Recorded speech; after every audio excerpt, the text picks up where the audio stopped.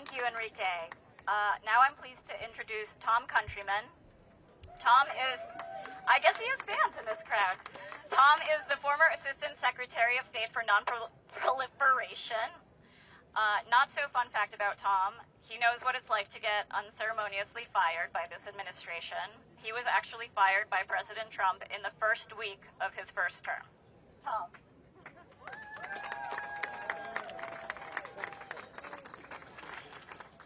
How's that?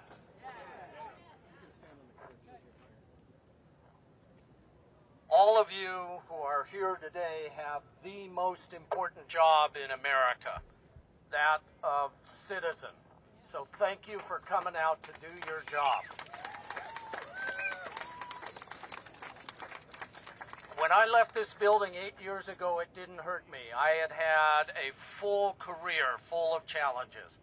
But to see people at the peak of their contribution, at the peak of their intellectual prowess, still full of patriotism and ready to do public service, thrown on the street, and multiply that by 1,000, it's a dark day for an institution with one of the proudest histories in our country.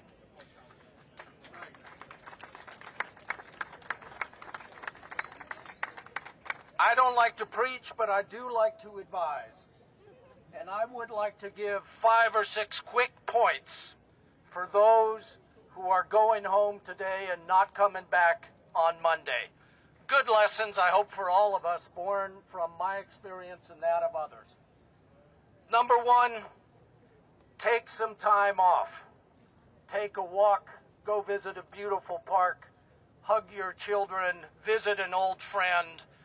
Do not obsess for at least a few weeks with what you see happening around you. Build back your mental and your physical health. Number 2, do not sink into doom watching, doom scrolling, or any other time of overconsumption of news. You cannot drown your distress by increasing your consumption of distressing news. It doesn't work that way. Find the sources, whether mainstream or new, that speak about the issues you care about, and don't stress about every other issue. Number 3, when you get home, a little bit every day, write down what you did, what your office did, what your bureau did. Do not let your achievements, your leadership's achievements, previous administration's achievements disappear into a Doge memory hole. This is important for you, for your next job, for your family, for future congressional investigators and future prosecutors. So do it. Number 4, get out and talk to your senator, your representative, whatever party he or she is from. Tell them what you did. Tell them why it mattered.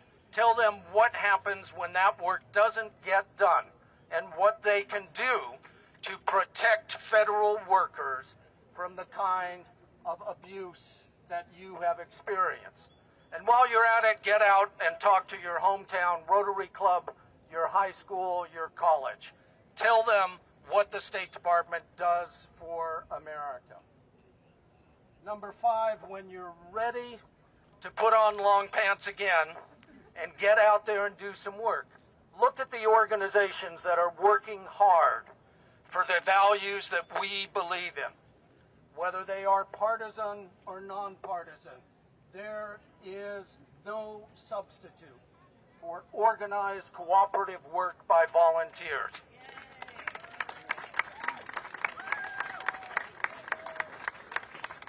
I will push my own Foreign Policy for America organization, as well as National Security Leaders for America and others. And finally, number 6, when you leave here today, whether this is the last time you leave here or whether you're coming back on Monday, walk home with your head held high and proud.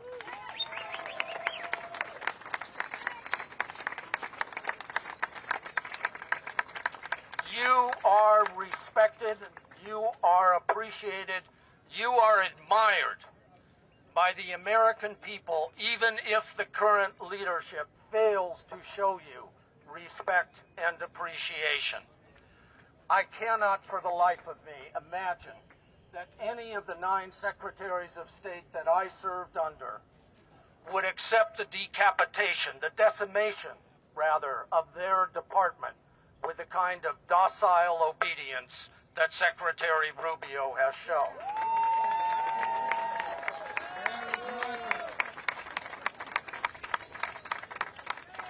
And it's not just in America.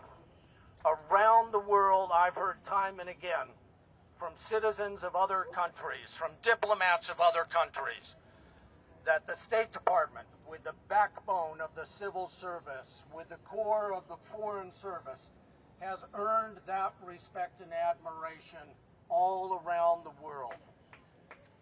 You deserve appreciation, you deserve respect, and from every American patriot, you have it. God bless you all.